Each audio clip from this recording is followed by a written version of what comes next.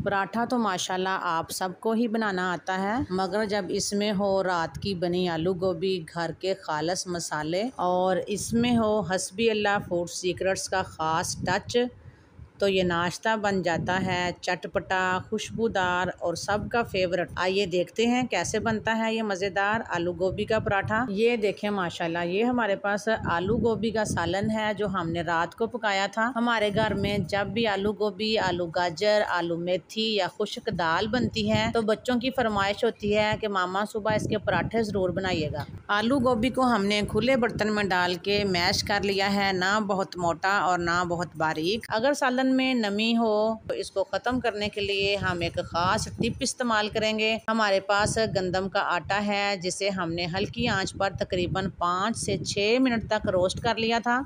इसमें 2 खाने के चम्मच आटा डालकर अच्छे से मिक्स कर लेंगे ताकि नमी ख़त्म हो जाए। अब इस मिक्सचर को एक छोटे बर्तन में निकाल लें। ये हमारे पास एक प्याज है जिसे हमने चॉपर में डालकर बारीक चॉप कर लिया था। प्याज को अच्छी तरह निचोड़ के हमने इसमें शामिल कर दिया है। 5-6 बारीक चॉप की हुई सब्ज मिर्चें और थोड़ा सा हरा धनिया और पुदीना शामिल करेंगे।